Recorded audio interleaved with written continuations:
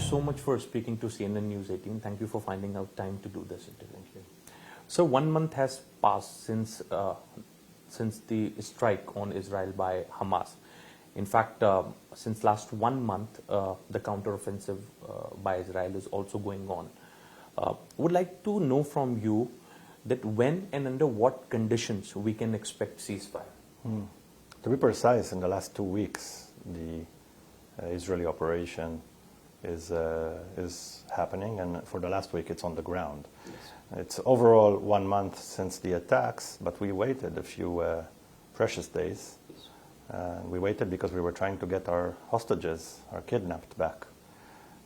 That's not a normal scenario for Israel to be fighting this way, having in your mind that there are 240 plus hostages, among them babies and elderly, inside the tunnels, inside the places where we need to conduct warfare.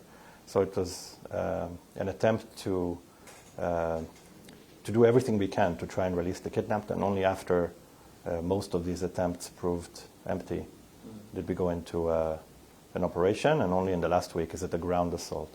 And you need to make that separation, because ground assault is something that costs us dearly in human lives, in soldiers. It seems as if it's a harder incursion, when in reality this is the way that we can protect as much as we can Palestinian innocent bystanders. When a soldier is on the ground, we put ourselves in risk in this scenario. It would be easier to just bomb from the air, but then the civilian casualties will be much higher. Okay. Sir, your Prime Minister Bibi Netanyahu says, and he made this a statement which is perhaps getting a lot of traction also on social media, that if Middle East fails, then next would be Europe. Now, is it a fear-mongering, or does Israel has some proof to substantiate what Prime Minister Netanyahu has said? It's based in fact. I don't think anybody missed the Charlie Hebdo murders, the Bataclan bombings. These are horrific things that happened in Europe, and they can happen again. If you remember, go back to 2012. Okay, go back to the days of Al Qaeda and the birth of ISIS, and you can see that some of the practices that they were doing then were shared and now utilized by Hamas. The dropping of bombs from UAVs. This is something that they invented and Hamas picked up.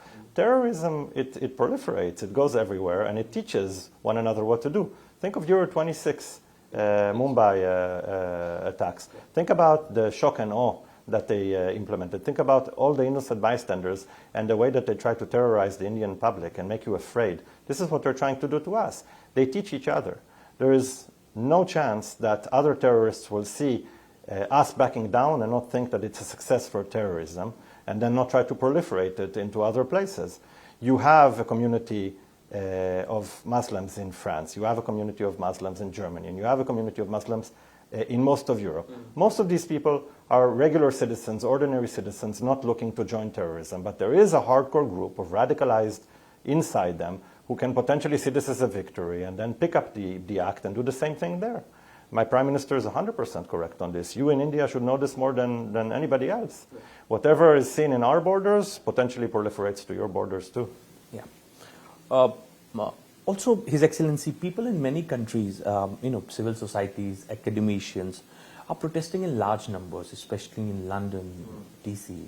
We get these visuals of protest, people coming on streets, and perhaps demanding Israel to stop the war and perhaps to announce ceasefire. In terms of narrative, where does Israel stand in this war? What is holding a ceasefire back at this moment? I ask you. What is holding us from giving a ceasefire? It's one thing. We want our kidnapped back. We said it openly. Yeah. Why aren't these people in the streets demonstrating to get our kidnapped back? Okay. Why were they not demonstrating when the atrocities that haven't been seen since the Holocaust, like Nazi-style atrocities, the bashing of babies' heads, the raping of their mothers, the raping of little children, these are all things that happened. There are facts that show them. There are videos and testimonies. There are coroners giving their reports and saying there were shattered pelvises of children from rape. There are things that people are overlooking because it doesn't suit them when it happens to Jews. They go out to the street when it happens to their preferred agenda item, the Palestinians. But when on the 7th of October this happened to Jews in Israel, it was not relevant for them to go demonstrate. So I say, as my ambassador said before, rule of thumb. If you didn't denounce what Hamas did on the 7th of October, you are morally corrupt. We don't want to hear a demonstration. I say more than that. It's anathema to me. It's disgusting and unholy that somebody that sees themselves as woke, as liberal, believing in gay rights, believing in egalitarian values, everybody is equal, socialist values, etc., would go out and demonstrate anti-Israel, pro-Hamas. And this is the equation. There is no other equation. In this moment, if you are anti-Israel, you are pro-Hamas. You are not pro-Palestinians. It's not the Palestinians we are fighting. If a gay person were to come and try to do that in Gaza, you know what their fate would be? No. Go to the internet, research how they threw them off of buildings. Somebody that believes in freedom of speech, etc., they have no place in Gaza. There is no freedom of speech there. On women equality, on gender equality, that does not exist in Gaza. It's completely unholy, this connection that happened. I think it happens more out of Jew hatred than out of the love of the Palestinians. So also one question, hypothetically, I want to ask you, is that if tomorrow Hamas announces that they are releasing all the hostages and perhaps they are going to hand it over to the government of Israel, can we see the announcement of ceasefire coming from Israel? Maybe. Let them announce. We've been waiting for this for 32 days. They haven't announced it. Let them announce. Let them free our citizens. This is a war crime. Yeah. Go into the Geneva Convention, go into the Rome Statute, search it. Taking hostages is a war crime. And they performed it. And all those people that you mentioned earlier in the streets couldn't give a damn about ours. When war crimes are performed against Israelis and Jews, it's fine. They find context for it. When somebody is raped anywhere else, they say you have to believe the victim. When it's a Jewish lady complaining, then no, you have to have facts. They want to see videos. It's disgusting and perverted. Okay. Also, sir, there is increase in perhaps concern about the attacks that are taking place on Jews worldwide. In fact, there are many countries where Jews are being attacked. In fact, in Europe, their houses are being marked with certain symbols so that people get to know that Jews live in these localities. Sir, I want to ask you about the security scenario worldwide when it comes to the Jew community. Obviously, countries have taken measures. The security around those societies, those areas have been beefed up. But do you think that this word is becoming dangerous or perhaps not easy for Jews anymore after this particular Hamas attack? I have to say it was never very easy for Jews to exist anywhere in the diaspora, whether it be in Europe or even in the United States. Hate crimes are majority against Jews. In most of these countries, you can check me on that fact, most of the time the Jewish community is the number one target for hate crimes. So it's never easy. I think the younger generation forgot. I think they had an easy time growing up saying, I'm American, I'm white, I'm whatever I am. Jewish is just a portion of my identity. I think after 7/10, I think they now realize Jewish is first on the identity list for the ones who hate them. I think they've reawakened to the fact that they were hated all along. Not by everybody, not all the time. But there is a large amount of people that are Jew haters that will go and mark with the swastika. And I know here it has a different meaning in India. But in Europe, you cannot avoid the context. It's the sign of the eradication and the killing of 6 million Jews. And to put that sign on a door means I want to kill you. To go and chant in the street from the river to the sea is a call for eradication of Israel. It's from the river to the sea. There will be an Arab state in Palestine. They are saying it in English differently than what they write it in Arabic. Okay. It's very clear signs of what they feel, which is Jews are less. Jews are not equal citizens. Jews will never be just German, just American, just French. The only country where they have safety in Israel, and post 7/10, even in Israel, we don't have a feeling of safety anymore.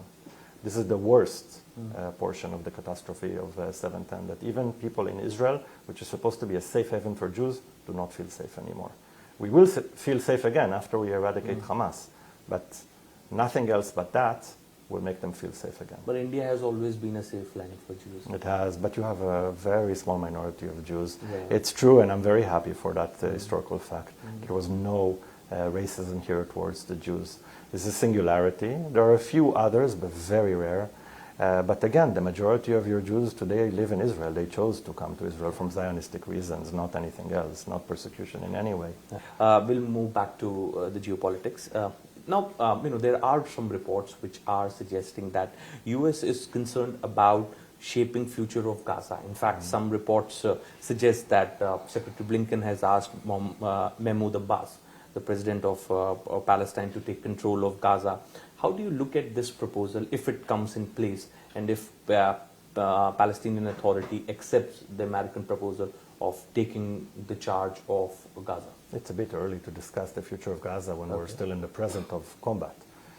But let's not be ostriches, our heads are not in the sand. We understand that there is a day after for combat. And it's clear there will be an international cooperation to create something more sustainable. Is the PA the solution, the Palestinian Authority? I personally doubt it. I think our experiences with them in the past have shown that they are not resilient, they do not live up to their part. Even before 2006, when Hamas took over the Gaza Strip, there were allegations of corruption within the PA. This is what led the Palestinians to go and choose Hamas in Gaza Strip. That and other reasons, they wanted violence, but still, at the end of the day, they do not see the PA as a valid party to rule the Gaza Authority. It's important to think about a viable, sustainable future. If we let the ground fester again, and terrorists will be there and create more infrastructure, we will have to come in again. That is not feasible, it's not sustainable, we will not allow it. We need to find a solution where rockets are not being fired twice, 3 times a day towards Israel. People just disregard this, they dismiss it as if rockets is a common thing that we should accept. Can you imagine rockets coming to Delhi from Pakistan on a daily basis? Yeah. Twice, 3 times a day? Would you live 17 years like that? Yeah. So it needs to be a sustainable situation. It needs to be a plan that incorporates removing the arms from Gaza Strip, removing all the terrorist infrastructure, making sure that there is no more radicalizations in the schools. This is very important because they are teaching generations, future generations, to continue to hate us. The civil infrastructure needs to be controlled in a way that is not leading to corruption. You know, most of the Hamas leaders these days, they're terrorists, by the way. This is their profession. 3 billion, Musa Abu Marzouq, 3.5 billion, Khalid Mashal, 4 billion. How did they get 4 billion into their bank accounts? It's money that was donated by European nations to create normal civil infrastructure, and instead of that, it's in their pockets. That cannot continue as well. There needs to be something like a Marshall Plan, but that Marshall Plan needs to be administered logically, in a way that does not allow them to create more terrorist infrastructure. If they can't have self-rule because they are always creating terrorism, then they can't have self-rule. And if they want to have self-rule, then they need to do it in a way that is not promoting terrorism. Okay. Also would like to ask from you, the countries like Jordan, Turkey, they're calling back their envoys, given that Israel is not announcing ceasefire and going ahead with the counteroffensive even on the ground. How do you react to this? Because we both know that Israel had a tough history, perhaps in terms of also establishing diplomatic ties with its neighbor and countries in West Asia. I served in Turkey. I don't subscribe to the idea that the relations were tough. They became tough after President Erdogan, then Prime Minister at that time, came to power, not even at the beginning of his days, but a bit later on when he decided to utilize us as an internal tool to create conflict and bring voter bank policies, to bring more radicalized votes to him. We didn't have a bad history with Turkey. We had an amazing history with Turkey. We had military cooperation with Turkey. And Jordan was a very easy peace accord to make. We have, and we had good ties with Jordan in the past. We should have good ties with them in the future. But it depends on their pragmatism. They cannot support terror. They cannot. Jordan is not doing it. But for President Erdogan, he was hosting Salah al-Aruri for 8 years straight in Istanbul. Everybody knew where he lived. This is the number 3 terrorist on the Hamas leadership. He was hosting him. It's very clear. There are facts that he was there. So they cannot support terrorism and be our friends at the same time. It doesn't work together. Yes, they are an important voice within the Muslim community, not Arab, Muslim. I'm talking about Turkey. But their importance needs to bring them to be rational and act as leaders. If they're not acting as leaders, then they are not a viable partner for us.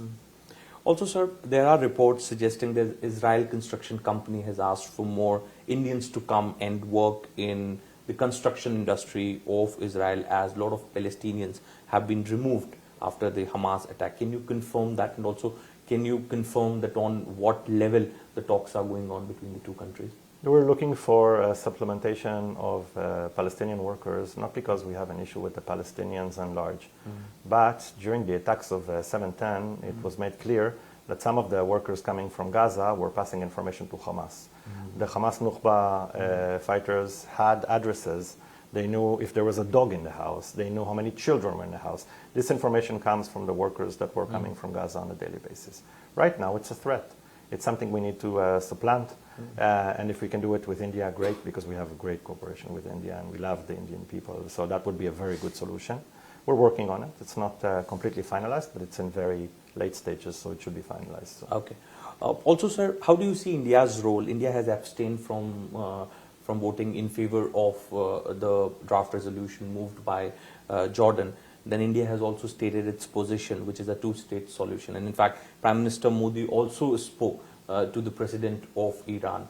How do you see India's position then when attacks took place on Israel, and today, given India is speaking to the nations in West Asia, their foreign ministers are in touch, Prime Minister Modi is also making calls to the heads of the state.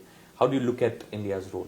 So, two things. First of all, I commend, and we all commend Prime Minister Modi for making such a strong condemnation of Hamas on the first day, within hours from the attack. He was one of the first leaders to do that worldwide. It was a very strong and important terror attack. He called it a terror attack, which is what it is. If it quacks like a duck, it's a duck. It's a duck. And he did it a second time after the conversation with my Prime Minister again. And we thank him for that. It's a very clear moral stance. It comes from your suffering. India has known terrorism. India knows what it is to suffer terrorism. There is no gray area in this case. It's a black and white. Either you finance and support terrorism, or you are against it. Those are the two options, and your Prime Minister understands this very clearly. His conversation with West Asia is a given conversation. It's a good conversation. It means that he holds the ties to help, to assist, to make sure that we have a good solution for the day after. That's first. The second portion, I want to say, conversations that you might have referred to with Iran, those are not positive conversations. Iran is not a positive player in this region. They have no pragmatism. The only reason that they are in our region is to destroy us. They are using proxies. They're not even brave enough to fight us directly. They're using proxies. They're willing to fight until the last Palestinian is dead, the last Lebanese is dead, the last Yemeni Houthi is dead, and if they can, also from Syria, attack us with whatever forces of militias that they have there. They are fighting a kinetic war through others. It's a very cowardly thing to do, and they are destabilizing the whole region. Conversation with them is not a valid conversation. I put that aside because that's the only negative conversation. The rest of them are with neighbors that we are happy that India has good contacts with. Look, think about the IMEC. Think about the Middle East corridor, economic corridor. This is such an important thing, both for India and Israel and Saudi Arabia and UAE and Europe at the end of the day. These are things that need cooperation. They need a conversation. And this is what your Prime Minister and Foreign Minister are doing very well.